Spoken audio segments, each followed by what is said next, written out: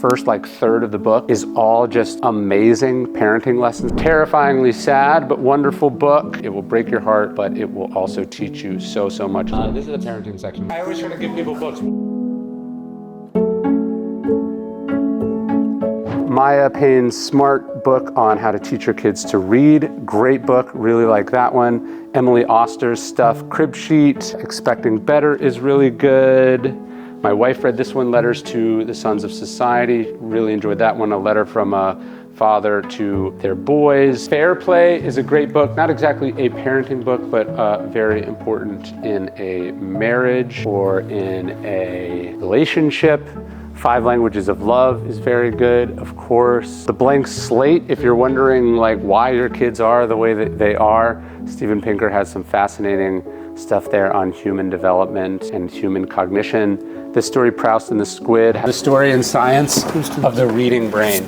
Oh, it's wow. all about how the mind was changed by reading and why our minds are uniquely suited to reading and why there is a difference between listening and reading and digital, all the different ways. It's really fascinating. And you read all the time, so you're reading books to your son every night, right? Yes. And then we found he loves audiobooks in a way that we didn't anticipate. Right. Yeah. Okay, well, let him know. Yeah. It's okay. Yes. He'll be all right. Has a bunch of interesting insights into how we read and think.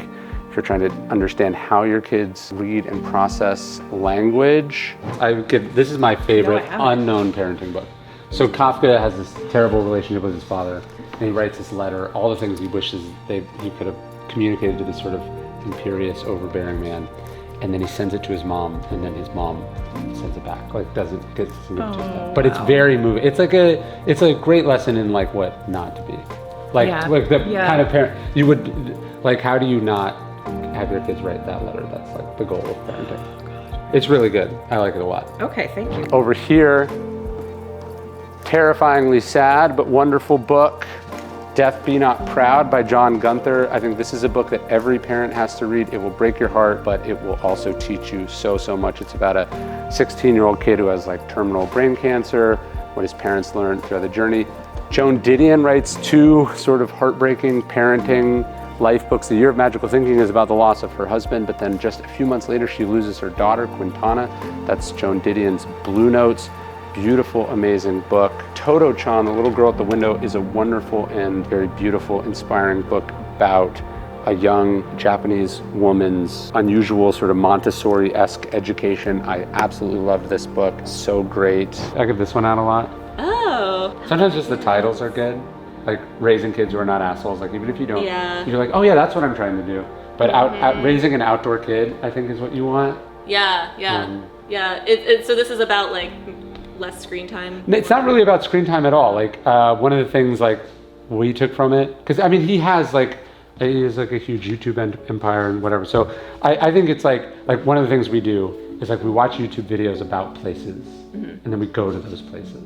Or if we're going to a place, we watch YouTube. It's more how do you raise a kid that doesn't say ew? Or okay. No. Okay. Or how do you raise a kid that jumps into Barton Springs? Right. As opposed to I want to be on my, So I don't think it's about screens being good or bad, but it is about being outside and having an active, being openness to experiences. Okay. Yeah, that's cool. I had not heard of that one. Beautiful Boy by David Sheff, about a father and his son's addiction journey. I'd recommend that one too. Another sort of parenting book in disguise, David McCullough wrote this book about the Wright brothers, which obviously is largely about their experiments at Kitty Hawk and how they invented the airplane. But the first third of the book is all just amazing parenting lessons from their father, Bishop Wright. When you hear that their dad was a bishop, you might have all these preconceptions, but he was the least domineering. He never pushes his faith on his kids. He's so tolerant. Their sister says their mother and their father never threw away a single thing their kids were ever working on. They encouraged them to tinker. He would bring them home toys. The Wright brothers were the Wright brothers because of Bishop Wright.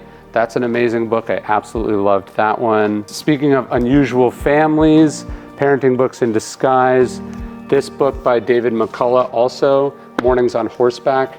The first good chunk of it is about the early childhood of the Roosevelt family and how they cultivated a love of reading and adventure and public service and history, their travels, that no child grew up more surrounded by books, one of their biographers said, than the Roosevelts. Theodore Roosevelt was surrounded by the myths and stories of the great men of history, and then he was encouraged to be just like them. Absolutely amazing book. I love that one. If you want one piece of parenting advice every day, check out The Daily Dad in hardcover or leatherbound, or subscribe to The Daily Dad YouTube channel. And then we send out one piece of parenting advice totally for free every single day to hundreds of thousands of parents all over the world at dailydad.com.